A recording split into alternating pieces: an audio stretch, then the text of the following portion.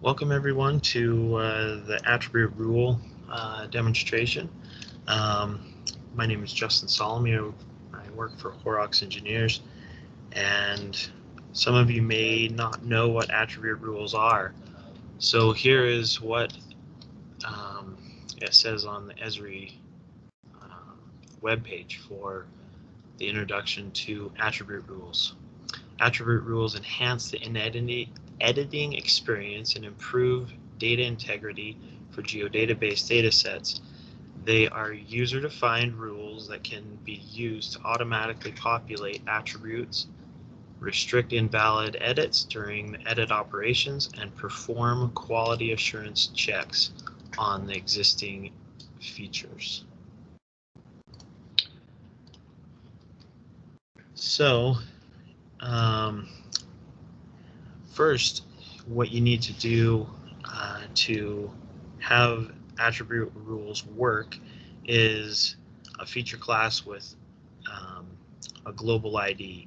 If you don't know how to add a global ID, you just go to the geodatabase that you're working in, and you right-click, and you click on Manage and Add Global IDs. If they don't have global IDs, your attribute rules will not work. So here's how you add an attribute rule to the data set that you just, or a feature class that you just created. So here we have this training Sioux database. So most likely you'd be on map. You go to data and you click attribute rules, and then you type in here what your rule is going to be. So this one is going to be invert A, and I will demonstrate what I'm talking about so it all makes sense later on in the presentation.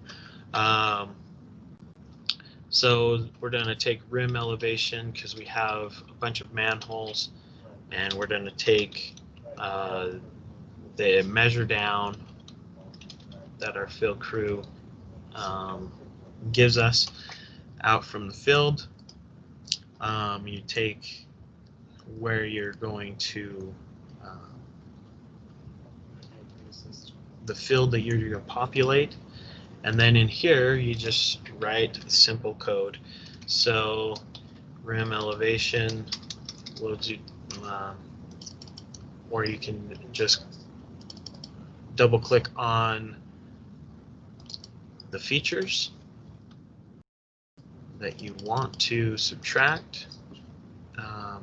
So rim elevation minus measure down, and then you validate that and insert the triggers, insert up and update, and then you click save. And that's how you add an attribute rule. Right click and delete it if you don't want it. And then to import rules, so let's go back to that rule that I just entered in.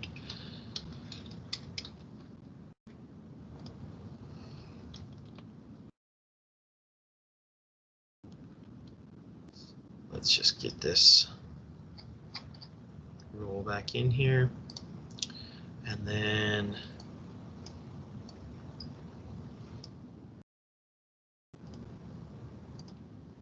so if the measure down is null, return null, and then if there's something in that field, take that, the rim elevation minus the measure down, and insert that, and then save, and then we'll go to this data over here, and we'll demonstrate the exact so this manhole is MS 516. And we'll go over to measure down, and just we got verification that the measure down was wrong out in the field the first time, and the contractor found that the depth of the actual invert was 8. So we go in here and change this, and this automatically changes because of the attribute rule. So it went from 10.3 to 8, and that automatically calculates this field for you. This saves us a lot of time whenever we find information that is conflicting, and you can do this with any field, and it will calculate it based off of what the field is. So if this field changes again to 10.3, we verified that information, so it changed back. So that is the power of attribute rules. And let's delete this again.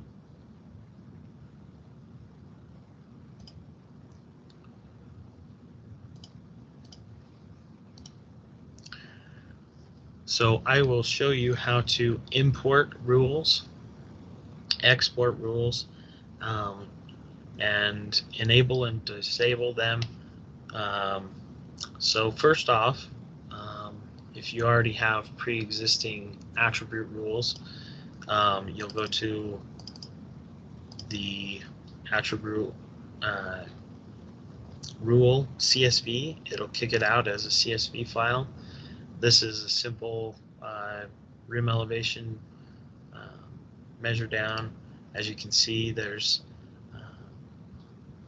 8 pipe, and we've numbered those A through H so that we could get those pipes in there. So if you've got simple, once you've got it all written out, you can export that, and it kicks it out as a CSV file, like I said before. And then you can disable those and enable them, and you can only do them one at a time. So that is the bummer thing. If you wanted to, if you had say like you had 24 rules doing different things, and you wanted to disable one of those rules or multiple rules, you'd have to go through one by one until you disabled the one that you wanted to disable. So there are more complex attribute rules that you can apply. First off, let me demonstrate a project we did for UDOT, and let me open up the attribute tables here and show you. So first off, we needed to create a relationship class between these two, the red lines and the design lines. And this is the relationship class. We're going based off of global IDs and related global IDs. So the red lines had a related global IDs to automatically populate this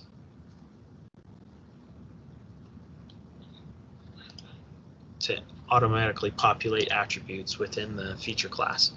So let's go ahead and create a new line here. The inspector went out and said, nope, this is where the actual line is. Let's move this down so you can actually see it. So we'll select both of these lines. As you can see, there's nothing in here. It is just waiting for the related global ID.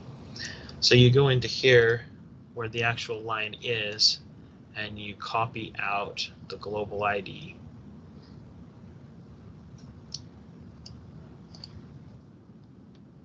And you place it in here. As you can see, this is totally empty, and it will calculate all of those individual fields based on the measurement type, the item number, the spec number, the spec name, the detailed description, what it is, and then it also calculates the measurement, and it gives the unit measure and the pay item, the pin, and I'll show you the complex attribute rule that we did for this. So data attribute rule, and then maximize that screen so that we can see it. So first off, these are all, we could reorder these so that it gets the unit after in whatever order we'd like it to. So this is saying based off of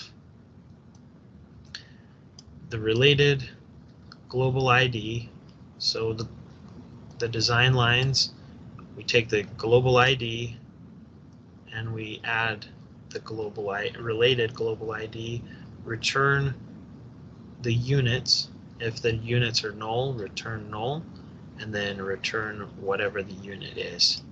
So in this, it takes the measurement and whatever the measurement times the length of the feature that was newly drawn in, and it takes it, so it was a foot, so it takes the length of the feature times by 12, and it gives you the answer, and it returns that. And if it was a square foot, it'll give you square feet, yards, meters, and if it was null, then it gives you a no return, and if there was nothing in that unit measurement, it will return null or nothing. So you just go through based off of global IDs.